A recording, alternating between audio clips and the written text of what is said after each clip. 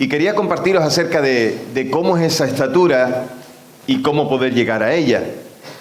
Pero antes, para que nos pongamos en situación, yo quiero que pienses en un niño que nace, empieza a reproducirse y empieza a crecer. Y a los niños los intentamos siempre alimentar bien, intentamos que tengan un entorno agradable, buscamos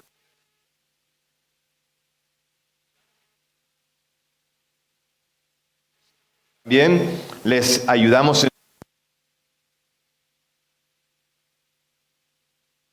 un tostón ahora, como nosotros nos parecía cuando estudiábamos, ¿vale?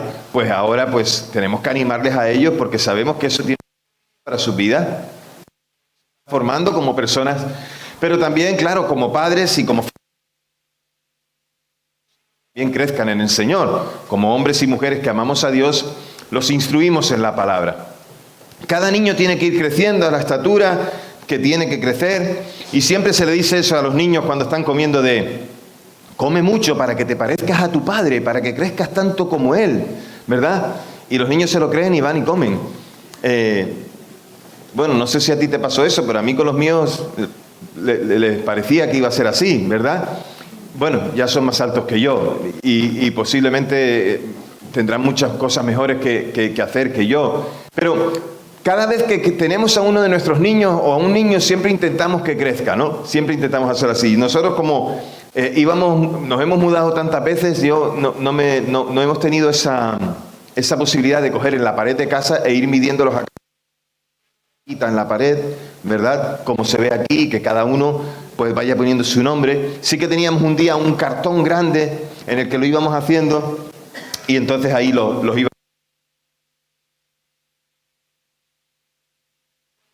Crecer, nosotros nos alegrábamos. Y cuando ves al niño que se desarrolla,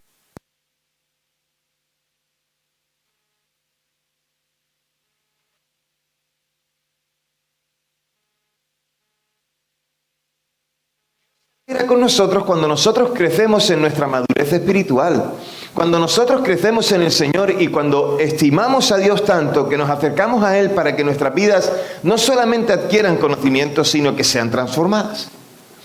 El mayor gozo del Señor para con nosotros es que nosotros podamos crecer a la estatura de Cristo. Que tengamos la meta de parecernos a Cristo. Que tengamos la meta de, tal y como dice su palabra, sed santos como yo soy santo. Nuestra acercarnos a Él tanto, la fe, aumentar nuestra confianza en Dios, aumentar nuestra esperanza, vivir esa esperanza y además también compartirla. Eso es lo que Dios quiere de cada uno de nosotros. Y no quiere que lo hagamos solos. Porque cualquier niño crece en el entorno de una familia. Y de la misma manera, nosotros crecemos en el entorno de la iglesia. Todos y cada uno de nosotros crecemos en el entorno de una comunidad cristiana. Y necesitamos esa comunidad cristiana. Necesitamos a esos hombres y mujeres que están alrededor nuestro. ¿Saben por qué? Porque nuestro crecimiento depende en gran manera de cómo crecemos junto con los otros. Y aquí ya sabéis lo que pienso. Algunos dicen, bueno, yo puedo vivir mi fe solo, yo oro en casa, yo leo la Biblia.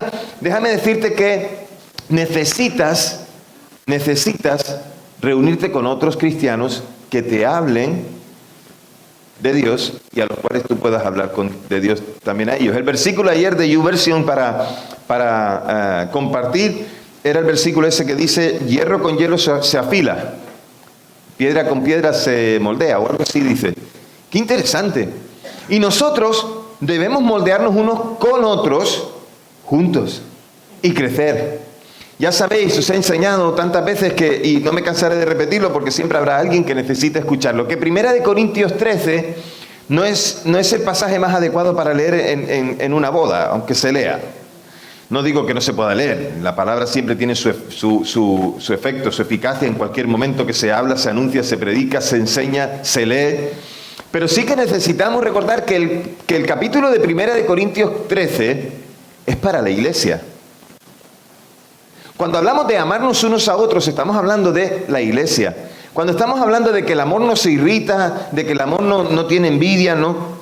Todas esas cosas que nos dice 1 Corintios 13, y lo que más me encanta de esa porción, dice, no lleva cuentas del mal. No va apuntando las cosas.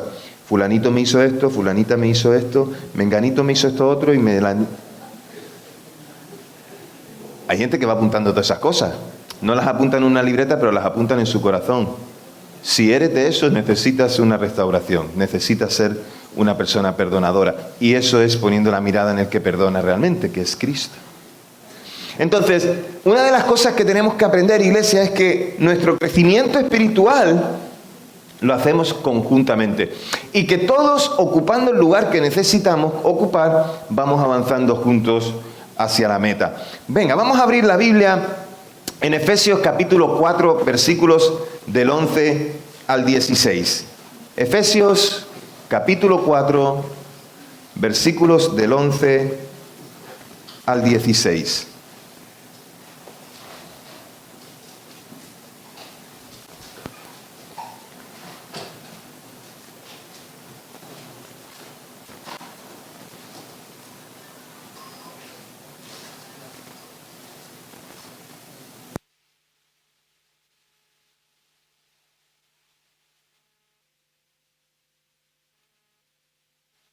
¿Lo tenéis?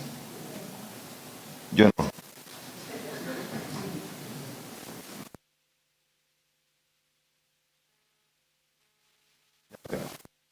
Efesios capítulo 4, del 11 al 16. Dice: y él mismo constituyó a unos apóstoles, a otros profetas, a otros evangelistas, a otros pastores y maestros, a fin de capacitar a los santos para la obra del ministerio, para la edificación del cuerpo de Dios, hasta ser un hombre de plena madurez, hasta la medida de la estatura de la plenitud de Cristo.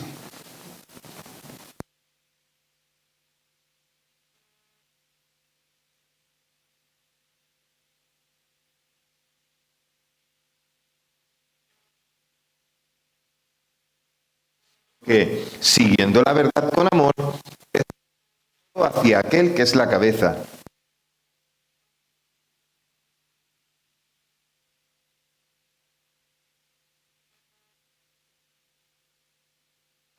nada a cada uno de los miembros para ir edificándose. Palabra, danos oídos atentos y un corazón dispuesto a obedecer. Habla, Señor, a tu pueblo en esta mañana. En el nombre de Jesús oramos. Amén y amén.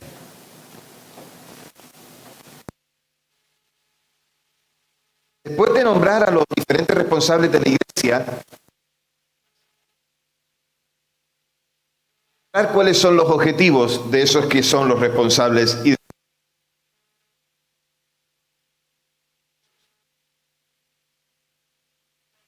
denominado los 5 ministerios que dirigen,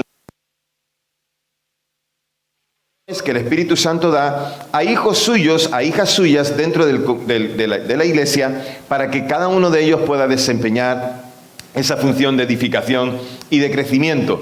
Hay otros dones también, hay otras listas de dones y algún día los vamos a ver, pero nos paramos en ver estos 5 dones, que en realidad dos de ellos están unidos y es solo uno. Así que hablaremos primeramente, cuando nos dice el texto, de los apóstoles, y cuando habla de los apóstoles son aquellos que son enviados para realizar una tarea. Algunos de estos ministerios son ministerios de los que vemos aquí en estos dones, que no son ministerios que solamente están en una iglesia local. Algunos de ellos son ministerios que van de iglesia en iglesia, de lugar en lugar, trayendo aquello que el Señor les ha demandado que hagan, o haciendo aquello que el Señor les ha demandado que hagan. Los apóstoles son aquellos que son enviados. Reconocemos a aquellos 12 apóstoles y como aquellos 12 no hay más. Como aquellos 12 no hay más.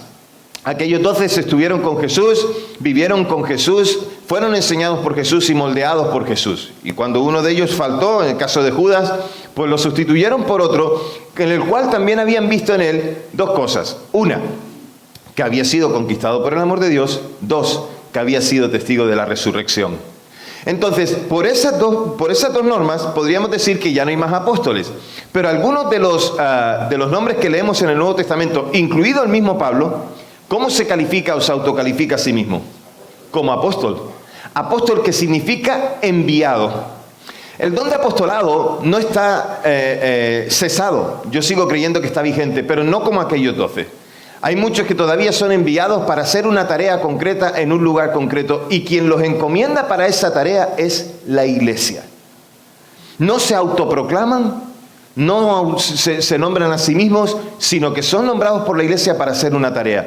Digamos que hoy en día, en el tiempo moderno, les hemos cambiado el nombre. Ya no les llamamos apóstoles. En el tiempo moderno les llamamos misioneros. Digamos que siguen haciendo la tarea de llevar el evangelio a un lugar concreto con el fin de establecer allí un lugar donde se pueda anunciar el evangelio de manera continuada. Luego están los profetas, y los profetas son aquellos que traen un mensaje de parte de Dios. No son gente que leen el futuro, cuidado. Son personas que traen un mensaje de parte de Dios. De alguna manera también dicen lo que sucederá si alguien que escucha la voz de Dios no obedece. Porque obedecer o no obedecer tiene consecuencias conforme a lo que Dios le está diciendo que haga. Luego están los evangelistas. Y los evangelistas son aquellos que predican el evangelio, anuncian el evangelio, tienen facilidad para poder conectar con cualquier persona en cualquier momento, en cualquier contexto, para anunciarles a Cristo sin ningún temor.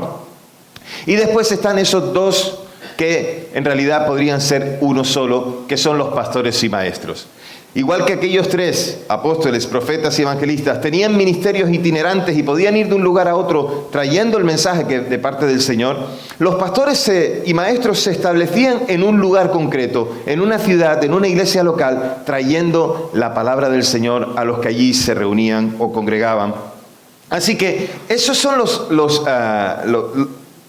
5 dones o los 4 dones, los 5 dones que tienen aquellos que dirigen o que gobiernan la iglesia. En el sentido de gobierno de dirigir, el sentido de gobierno de enseñar, el sentido de gobierno que todo después leemos, no solamente en ese pasaje, sino en todo el contexto del capítulo 4, donde podemos ver que el fin de todos estos dones es edificar la iglesia de Cristo. No es la de que nadie se enseñoree, no es la de que nadie se crea superior a nadie, porque delante de Dios todos somos iguales. Todos fuimos llamados a ser salvados por el Señor, porque el Señor nos quiere a todos cerca de Él. Pero unos recibieron esa salvación y otros la rechazaron. Pero los que la han recibido tienen estos dones para poder dirigir la iglesia. Y es verdad, todos en cuanto a salvación somos iguales, pero en la iglesia unos fueron puestos para dirigir y otros fueron puestos para hacer otras tareas. Y eso es como Dios lo estableció. Así que vemos a esos dones que trabajan y que sirven, que están por la labor de la iglesia, y cuando Pablo se dirige a ellos en ese contexto, el objetivo que tiene de al enseñarles la necesidad de estar unidos en ese trabajo es que los miembros de la iglesia, los que forman parte de la iglesia, estén equipados o capacitados para hacer la tarea que tienen que hacer. La palabra que usa Pablo aquí es una palabra que se usaba para la cirugía, para poder referirse a colocar, por ejemplo, un miembro o un hueso que está roto, o incluso también para poder poner una articulación en su debido lugar. Es decir, es la capacitación para poder hacer algo en medio de una cirugía. En política se usaba en el sentido de acercar posiciones, en sentido de poder poner de acuerdo a aquellos que por cualquier razón no lo estaban. Y en el Nuevo Testamento se usa para remendar las redes. Es la capacitación, es la palabra que se usa para poder hacer que las redes cumplan la función cuando se va a pescar. Incluso también para disciplinar al que está, a un ofensor, para que vuelva a su estado original en comunión con la iglesia. Porque alguien que pecó, alguien que fue caído o alguien que tropezó, pues no para que lo señalemos, sino para volver a enseñarle, para volver a capacitarle, para volver a equiparle, para volver a darle las herramientas para que pueda vivir su fe. Y esto es una cosa importante en la iglesia. La iglesia tiene que recibir a aquellos que caen y tiene que volver a darle las herramientas para que sean levantados. Porque si pensamos que alguien cayó y no puede ser restaurado, entonces estamos pensando que Dios no puede transformar, y Dios sí puede transformar. La idea básica de la palabra que usa Pablo de capacitar, equipar, enseñar, es la idea básica de poner algo en su debido estado o en las condiciones adecuadas. Y es la función de los que están al frente de la iglesia, de esos ministerios de la iglesia, asegurarse de que los miembros de la iglesia, de que los que la forman sean instruidos, guiados, cuidados, que sean buscados para que cuando se desvían, para que lleguen a ser como Dios quiere que sean. Entonces, su cometido es que el servicio siga adelante. Y la palabra que se usa para servicio es diaconía. Y de ahí el diácono, que es el que sirve. El diácono, en el contexto de lo que leemos en el Nuevo Testamento, es aquel que sirve, no el que dirige. Es aquel que pone las manos en el arado para poder guiar. Es el que pone las manos en el arado para poder continuar, para servir. Así que la idea principal viene de esta palabra en un sentido más práctico que de dirigir. Su cometido es este. Y el responsable, el que está al frente de la iglesia, no tiene que ser uno que simplemente habla de cosas teológicas o de cosas bíblicas y de cosas de la iglesia. Debe asegurar que el servicio práctico a favor de toda la comunidad, incluidos los más débiles, o pensando también en los más débiles, pues pueda llevarse a cabo. Ese es el cuidado de los que dirigen la iglesia, la tarea de los que dirigen la iglesia. La finalidad de ellos es comprobar que el cuerpo de Cristo se edifica. La obra del responsable o del que está dirigiendo la iglesia es siempre la construcción y no la destrucción. Y debemos saber esto y ser responsables por esto. Su objetivo no es causar problemas, sino resolverlos. Tiene que fortalecer siempre y nunca debilitar. Entonces, el responsable tiene todavía una misión más alta, porque su objetivo es que los miembros de la iglesia lleguen a una unidad perfecta. No debe permitir nunca que se formen partidismos en la iglesia, ni que se haga nada que produzca diferencias en ella. No debemos permitir que eso ocurra.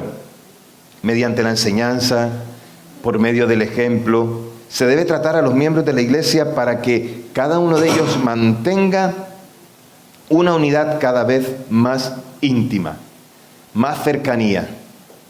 ¿Para qué? Para poder llevar la tarea que nos ha dado el Señor de proclamar su nombre, de anunciar su salvación a todo el mundo.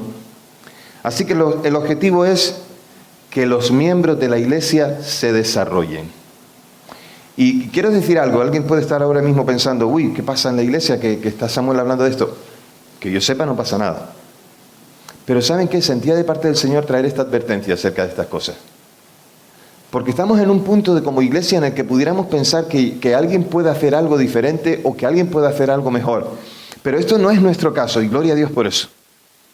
Estamos centrados en Cristo y estamos centrados en fomentar un ambiente en el que cada uno de vosotros y yo también pueda crecer en el Señor. Y dejadme deciros una cosa.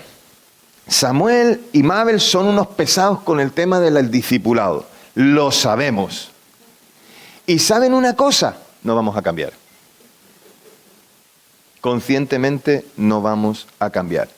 Porque necesitamos edificar a la iglesia. Y lo que hacemos como pastores, como parte de esos ministerios que dirigen la iglesia, lo que hacemos es poner las herramientas al alcance de todo cristiano para que su vida pueda ser edificada en lo personal y en lo particular, pero también junto con el otro para que juntos crezcamos en amor. Lo del discipulado no es un antojo mío, es una necesidad del pueblo de Dios. Crecer en la palabra, crecer en conocimiento de la palabra, en intimidad con Dios por medio de la oración, no es un capricho mío, es que yo sea más guapo, más alto, más rubio, que lo soy, que los demás. No, es la necesidad de crecer juntos, en lo personal primero, pero también junto con el otro y hacerlo en el Señor. Es esa la necesidad. ¿No? Siempre Joaquín Yebra, mi pastor, por muchos años, él siempre decía, los que somos altos, rubios y de ojos azules, ni fue alto, ni ha sido rubio, ni tiene los ojos azules. Pero él siempre gastaba esta broma. Así que la iglesia no se puede contentar nunca con que sus miembros vivan solamente vidas respetables y vidas que los domingos por la mañana les lleven a un lugar donde puedan cantar y escuchar un mensaje. La iglesia tiene como finalidad que cada uno de los hombres y mujeres que la forman sean cada día mejores cristianos, mejores hijos de Dios. El objetivo de la iglesia es que sus miembros alcancen la estatura que se mide mediante la plenitud de Cristo. Cuanto más le conocemos, cuanto más le amamos, cuanto más tenemos intimidad con Él, más crecemos, más nos parecemos a Él. Porque nuestro objetivo no es mirarnos con el espejo del que está al lado. Nuestro objetivo no es mirarnos con un espejo en el cual me puedo ver yo. Nuestro objetivo es mirarnos en el espejo de Cristo. Ahí somos completamente desnudados para poder ver al que es perfecto y buscar en Él esa santidad de nosotros. La finalidad de la iglesia no es nada menos que producir hombres y mujeres que son el reflejo de Jesucristo y no religión. No queremos religiosos. Queremos gente que tiene intimidad con Dios. Y en todas las iglesias, nos sigue diciendo Pablo en los versículos 14 al 16, en todas las iglesias hay algunos miembros a los que hay que proteger, porque unos son un poco más débiles que otros. Hay algunos que son como niños, incluso a veces dominados por las novedades de la vida o dominados por las pasiones de la vida, a merced de la última moda o a merced de cualquier otra cosa. Y tenemos que cuidar y proteger a esas personas. Las modas, los movimientos religiosos van y vienen, pero la iglesia siempre permanece. Y el Señor siempre permanece. Y su palabra permanece siempre. En la iglesia siempre ha habido personas de las que hay que guardarse, porque siempre vienen algunos que tratan de... Mirad, siempre he dicho que el Señor pone cada cosa en su lugar y también a las personas. Porque hay personas que siempre dicen, no, aquí los hemos tenido, es que a mí me invitan a predicar aquí, a mí me invitan a predicar allá, es que yo predico en tal sitio, es que yo he hecho y yo... Mira, a discipulado. Aquí da igual que haya sido pastor, obispo, da igual, invéntate el título que quieras. Aquí todo el que llega a esta congregación tiene que pasar por discipulado. Y se empieza por lo más básico. Y cuando vemos que alguien hace eso y acepta hacer eso, estamos descubriendo que es una persona humilde en el Señor. Porque los altivos se van. Los demás se quedan. Y algunos han servido en otros lugares haciendo muchas tareas, incluso han predicado. Pero sabes, hay una cosa que yo necesito saber de ti y que tú necesitas saber de mí. ¿Quién eres tú y quién soy yo? Necesito conocerte. Necesito saber quién eres. Y tu hermano que está ahora mismo a tu lado necesita saber quién eres. Y no estamos hablando solamente de que cuando nos vemos por la calle no nos reconocemos y el domingo cuando llegamos aquí, oye, tú eres mi vecino. Bueno, pues gloria a Dios, pues somos cristianos los dos. Estoy hablando de la necesidad de conocernos en cuanto a qué es lo que hablamos acerca de Dios, qué es lo que compartimos con otros y cómo nos edificamos. La necesidad de la comunión unos con otros. La necesidad de estar cerca los unos de los otros para poder saber cómo ayudarnos los unos a los otros. Conociendo tu debilidad y conociendo mi debilidad y ayudándonos mutuamente, no somos más débiles, sino que podemos llegar a ser más fuertes. Podemos llegar a tener tal comunión y tal unión que podemos ser más fuertes para ayudarnos a corregirnos el uno al otro y también poder cumplir la misión que Cristo nos ha dado. En la iglesia siguen habiendo personas con astucia y algunos usan con habilidad el manejo de algunas cosas que saben o que conocen. Aprenden algo, conocen algo y enseguida hacen de ello toda su vida y todo su mundo. ¿Saben qué? El Evangelio no es solamente una enseñanza concreta con una frase que está escrita en un versículo, sino que esa frase tiene que ser leída y tiene que ser aplicada en el contexto de, primero, de que Dios ama a la humanidad y que entregó a su Hijo Jesucristo por amor a todos nosotros. Debemos leerlo con los ojos de Cristo. Y segundo, cualquier texto debe ser también pensado y meditado conforme a todo el resto de la Biblia. A veces hacemos enseñanzas solamente de un versículo y no tiene sostén ni tiene razón de ser y no cuida o no cubre aquello para lo cual fue escrito. Porque cada texto tiene su contexto y decir un texto sin su contexto es un pretexto.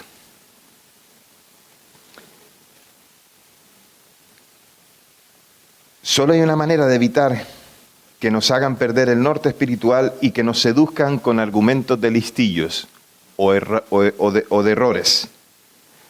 Y es creciendo constantemente en Cristo. Ese es el contexto del pasaje.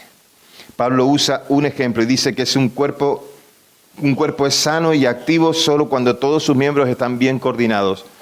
Porque cuando algo falla en el cuerpo, todo el resto del cuerpo también se resiente.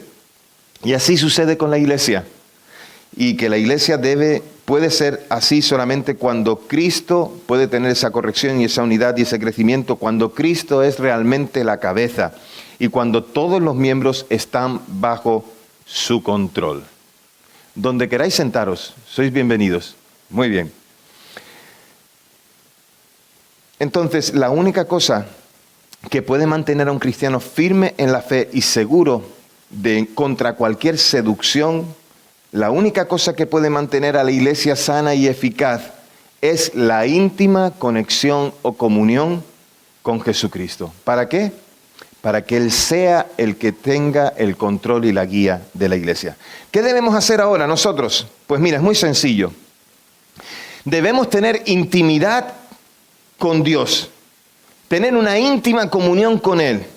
Crecer en estatura es crecer en madurez, es crecer en conocimiento de Dios, es crecer en obediencia, es crecer en arrepentimiento, es crecer en escuchar su voz, es crecer en visión, es entender sus planes. Esto es crecer en estatura.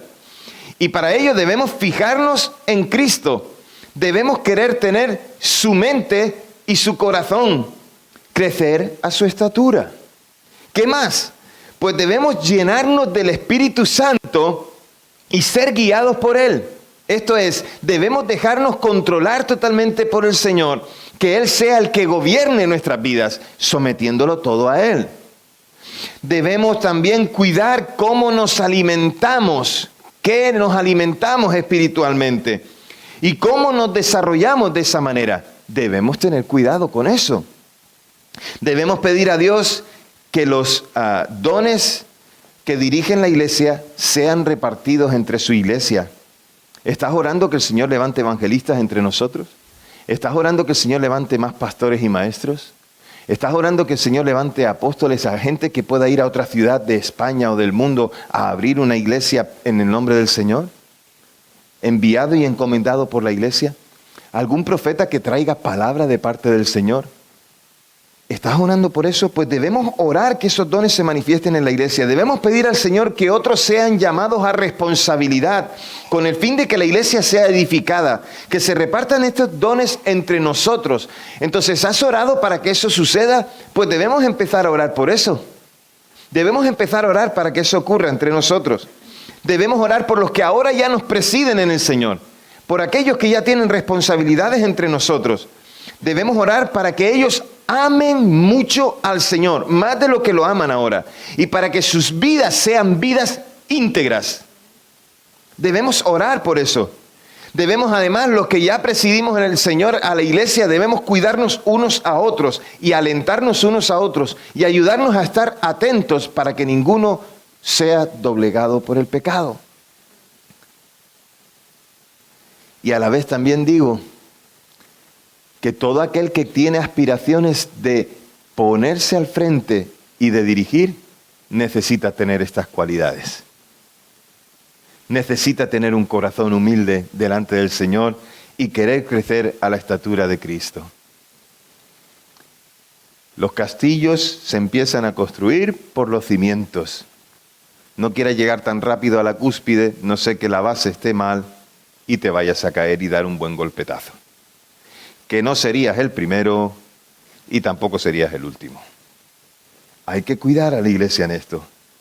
Y además, iglesia, debemos trabajar por una unidad dentro de la iglesia que nos lleve a glorificar a Cristo y a alcanzar a los perdidos para que encuentren el camino de salvación, a Cristo mismo. Así que tenemos que esforzarnos por trabajar en la unidad. Y uno dice, oye, es que ya la tenemos, gloria a Dios. ¿Debemos trabajar un poco más? Por supuesto. ¿Debemos seguir adelante? Claro que sí. Pon de tu parte y yo pondré de la mía. No lo exijas a otros si tú no lo estás haciendo. Pon de tu parte. Tengamos cuidado, y esta advertencia no es mía, de parte del Señor. Debemos tener como meta seguir edificando en amor. Ya os hablé todo, no un año entero, pero sí bastante tiempo acerca de esto, el año pasado y el anterior. El anterior y el anterior. La necesidad de edificar sobre la roca y edificar en amor. La necesidad de hacerlo juntos, buscando el rostro del Señor. Así que si hoy tienes una invitación, y la tienes, es a que crezcamos hasta la estatura de la plenitud de Cristo. Tu modelo de crecimiento no debe ser ninguna persona en esta sala. Tu modelo de crecimiento debe ser Cristo. Tu modelo de crecimiento no debe ser ninguna persona que predica muy bien y que están ahí en las redes sociales, en internet, en YouTube y en donde quiera que esté. Tu deber, mi deber, es crecer a la estatura de Cristo y nuestra mirada debe estar plenamente puesta en Él. Desde que ponemos la mirada en otras cosas, entonces caemos. Y aparecen todas esas cosas de las cuales Pablo nos advierte. Una vez una persona siempre me halagaba, siempre me decía cosas que ¿a quién no le sienta bien un halago? Y un día dije, ya me cansé de tanto halago y digo, mira, a mí me dejas a ras del suelo. No me levantes tanto a las alturas, porque el día que te falle me voy a pegar un alegazo que me voy a quedar.